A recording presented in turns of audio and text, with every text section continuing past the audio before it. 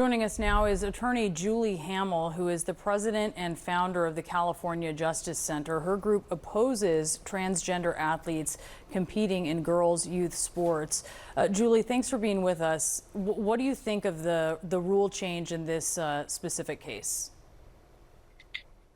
Thank you so much for having me. I really appreciate CNN bringing me on to talk about this issue. And I want to be clear that my position isn't that I oppose any athletes.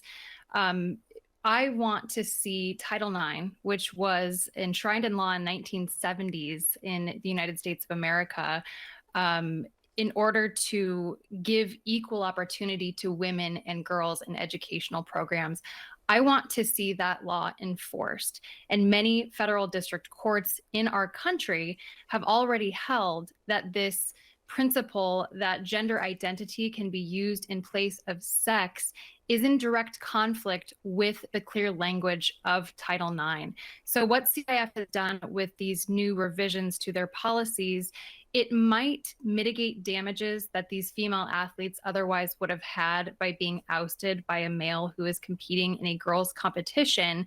But what it doesn't do is get at the root of the problem. The root of the problem in California is AB 1266, which became Law Education Code Section 221.5F back in 2013. That law requires school districts to allow students to compete in the athletics and use the facilities that align with their gender identity instead of their sex.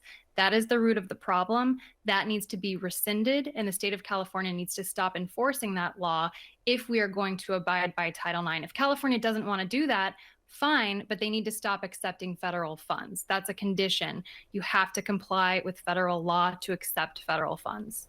What would make this fair for her to compete, for those who are competing against her? What would that kind of structure in competition look like? Who is her? AB. Okay, AB Hernandez is a male who identifies as a female. What would be fair is to have Hernandez competing in the male category. It is not fair to the females competing to have to compete with a male. Okay, so in Trump's federal funding threat, is that something, though, that would hurt all student athletes, including athletes who are assigned female at birth?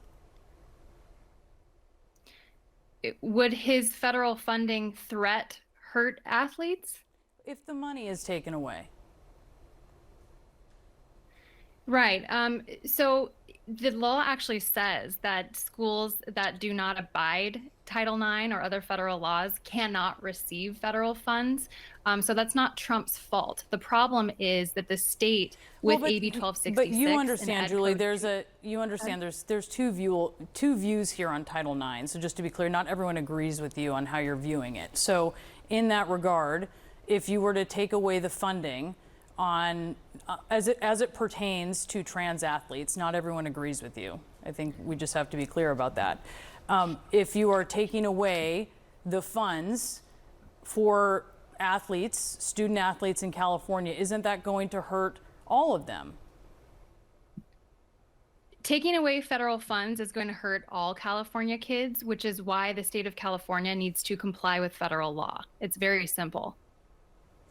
So when you dig into the science on trans athletes, what is really clear is that there needs to be a lot more research on a lot more trans athletes to be able to draw better conclusions about the effect of whether gender affirming care actually reduces or eliminates the advantage conferred on an athlete who is genetically male. Would you welcome more research? Is this a situation where more research might help?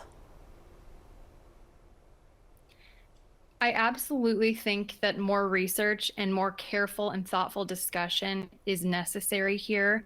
Pediatric sex change procedures are very harmful and they cause lifelong damage to children. And this is something that the United States of America needs to examine thoughtfully, and people need to be able to discuss openly without being called bigots and transphobes. Yeah, totally hear you. There are obviously clear benefits to playing sports, to competing in sports.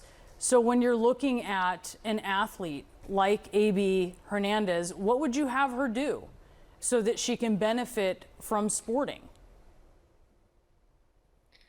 I view AB Hernandez as the victim in this situation. I feel for him, and I feel that he has been lied to for his entire life, and it's probably very destabilizing and difficult for him right now to realize that what he's been told is not actually reality. He cannot become a girl.